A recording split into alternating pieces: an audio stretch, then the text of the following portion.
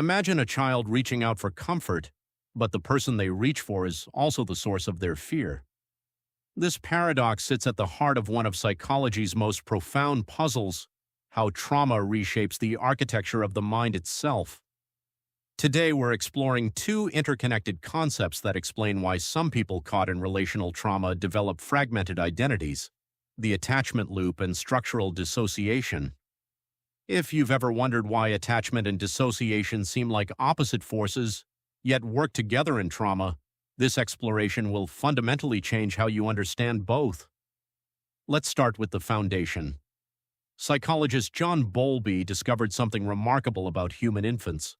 We're biologically wired to seek proximity to our primary caregiver.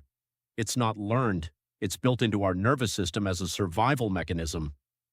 Think of it as an internal compass pointing towards safety. When a child feels distressed, hungry, or frightened, they cry, reach out, or call for their caregiver. The caregiver responds, providing food, comfort, or protection.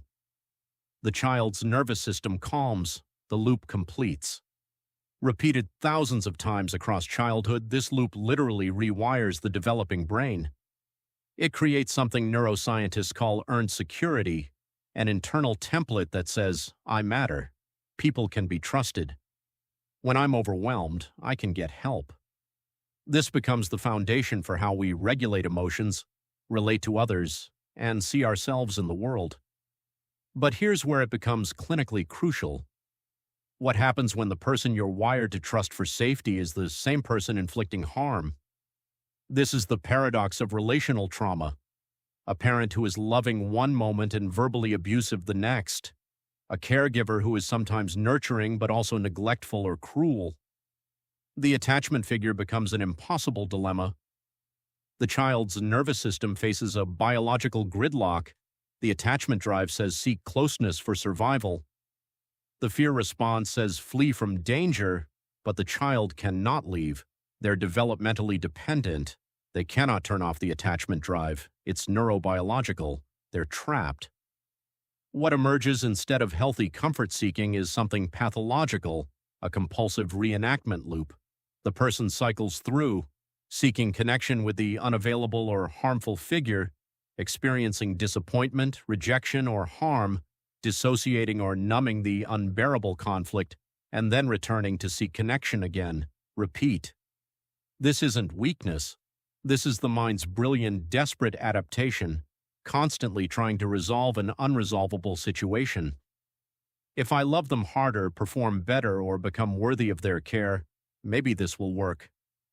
This pattern often extends into adulthood, playing out with romantic partners, authority figures, or idealized others.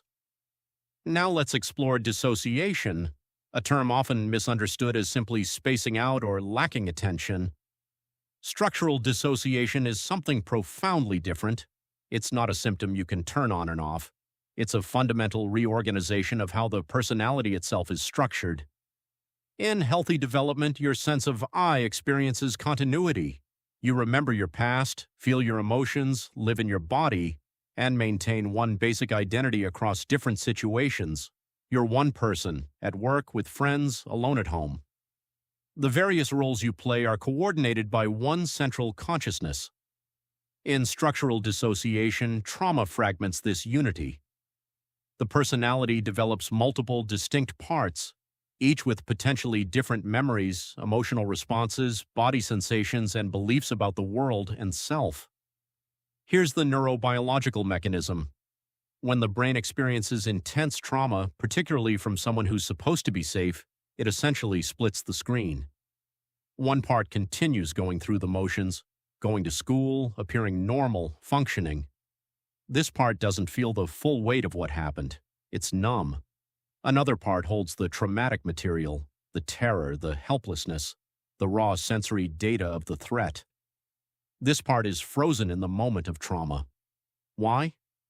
The brain is performing a sophisticated survival calculation. If all systems are contaminated by this trauma, the person won't survive.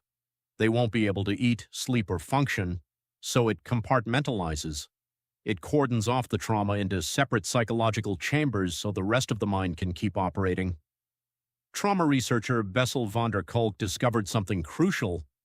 Trauma doesn't get stored like normal memories. It gets stuck in the body and in what neuroscientists call implicit memory systems, the non-conscious gut-level part of memory. It bypasses the narrative, thinking parts of the brain. This is why trauma survivors often feel their responses in their body before their mind understands what's happening. Structural dissociation is the personality-level expression of this neural compartmentalization. There are degrees of this. Primary dissociation is the simplest, a basic split between the functioning self and the traumatized self. Secondary and tertiary dissociation involve more fragmentation, multiple distinct personality states, sometimes with elaborate internal worlds. This exists on a spectrum. Many trauma survivors show elements of structural dissociation without meeting criteria for dissociative identity disorder. Here's the clinical insight that brings everything together. The attachment loop drives the need for dissociation, and dissociation perpetuates the attachment loop. They feed each other. Let's trace how this cycle deepens. First, an unresolvable attachment conflict emerges. The child must remain emotionally bonded to the trauma source to survive developmentally. They need that person, but that person is also dangerous. Second, structural dissociation emerges as the solution. The personality fragments to manage the unbearable contradiction. One part can love the caregiver, another part can hold the danger. They don't have to integrate yet. The mind buys time. Third, the trauma, now dissociated and locked in fragmented implicit memory, cannot be emotionally processed or resolved. It remains stuck. The attachment system stays dysregulated. Fourth, the unresolved attachment loop continues into adulthood, often replayed with romantic partners, authority figures, or idealized others. The person unconsciously recreates the attachment conflict because some part of them is still trying to solve it. Fifth, each cycle of seeking connection, experiencing harm, and failing to resolve it requires additional dissociation to manage, more fragmentation, deeper compartmentalization. This is why you cannot heal one dimension in isolation. The attachment dysfunction and the fragmented identity system are two sides of the same coin.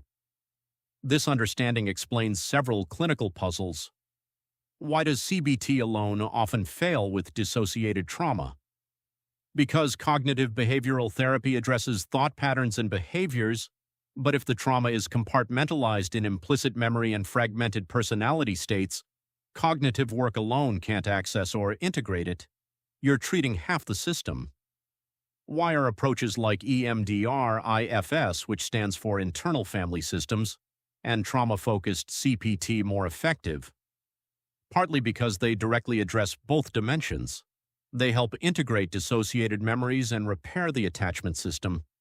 They work with the fragmented parts rather than trying to override them with logic. Why does integration require established safety in therapy? The dissociation persists because at some level the mind still doesn't feel safe becoming whole.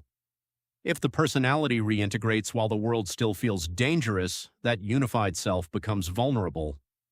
The therapeutic relationship must establish genuine safety, one where the client learns that vulnerability won't result in harm. The goal isn't to force rapid integration, it's to gradually build enough safety, stability, and earned security that the personality system naturally becomes whole. Consider Marcus, a 31-year-old man whose father was unpredictably violent. As a child, Marcus had to stay close to his father for food and shelter, but his father's rage was terrifying and sudden. Marcus developed two distinct operating modes. One part, his functioning self, became highly competent. He's successful at work, well-liked by colleagues, intellectually sharp. This part learned to perform normalcy. Another part, his survival self, is hypervigilant and terrified.